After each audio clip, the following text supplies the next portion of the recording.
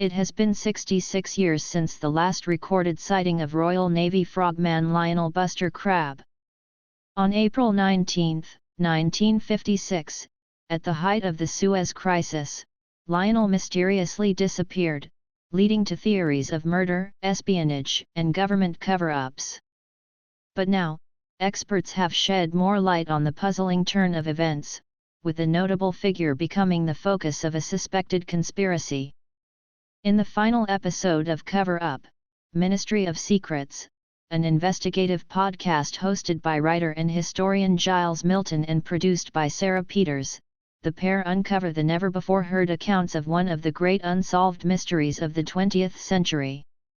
With the help of several experts and witnesses, Milton and Ms Peters delved into the disappearance of Lionel Crabb, a journey that ultimately led them to Lord Louis Mountbatten, former Governor-General of India and a close relative of the royal family. Get the latest royal news straight to your phone by joining our WhatsApp community.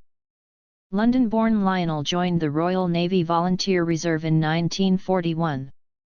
There, he discovered his passion and skill for diving, soon becoming part of the force's new diving unit, which was sent to remove the unexploded limpet mines attached to the hulls of a number of Allied vessels.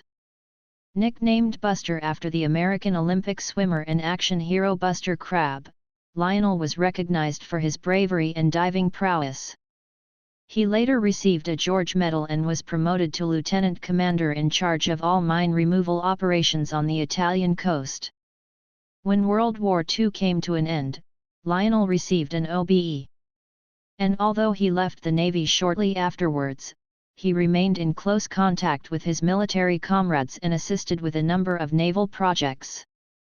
Having retired from professional diving in 1955, he was allegedly recruited by MI6.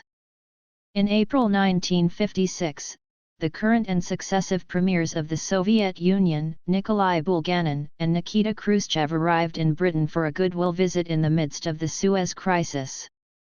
While Britain and Egypt were locked in a disagreement over the ownership of the Suez Canal, the Russians had been providing weapons to the Egyptians, meaning it was important for Britain to keep relations with Russia as amicable as possible.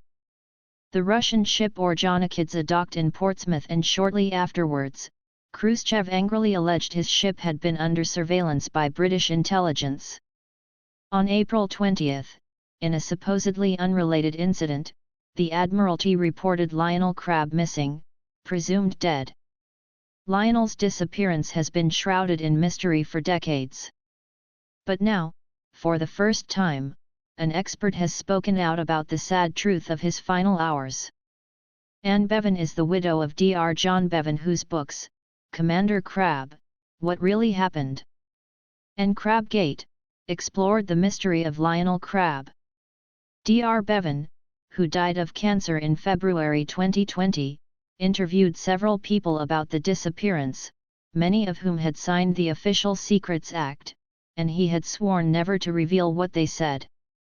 However, as Mr. Milton explained, Dr. Bevan is no longer alive, and nor are those he interviewed.